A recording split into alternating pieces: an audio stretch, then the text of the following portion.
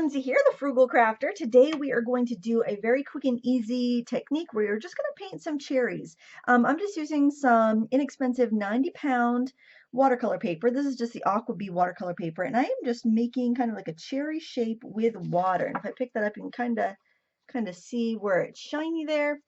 And then I am going to pick up some nice kind of crimson red here. It's kind of cool, like a quinacridone crimson, and I am just putting some of that color in and letting it flow where the paper's wet. You can guide it around a little bit. You want to make sure you do leave some white areas for highlights. And just kind of let the paint flow.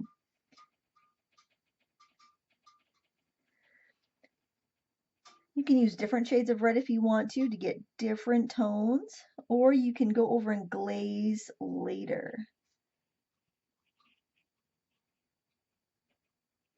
Just kind of make sure you get that shape in there really good.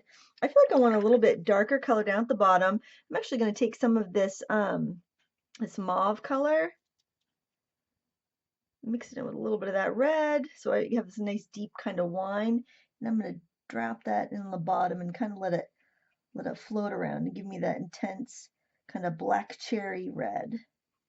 Now I want to add a little bit of a warm highlight, and I'm going to go in with some Cad Yellow Light, which is a very cool lemon, like a lemony, cool lemony yellow. And I'm going to add that to the top and just kind of let that flow. This is a great project to do like on a note card because it's quick and easy. You can get some practice, and it's just a great way to warm up. Now I want to do a stem. And you can, of course, do two like I did there. I'm just going to do one because I don't have that much space here. I'm just going to wet a stem, just painting it with water first. And if the color wants to float in, that's fine. And I'm going to add some sap green. And I love to see these colors float around. I know I've been doing a lot of more detailed watercolors lately, but I do love the look of just kind of watercolor doing its own thing. I think it's really pretty. Now, if I take some of that sap green, I mix it with its opposite, which would be like this red color here that we mixed, I'm going to get a beautiful brown. And I can go ahead and put that in the stem. And if some of that wants to float around, that is totally fine.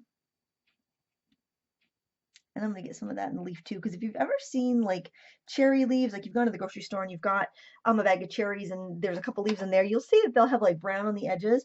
Now I'm going to use my credit card scraper, which is like my favorite watercolor tool for doing fine lines, and I'm going to scrape in the veins. I can put some detail here, and I can even sharpen up my stem a little bit if I want to.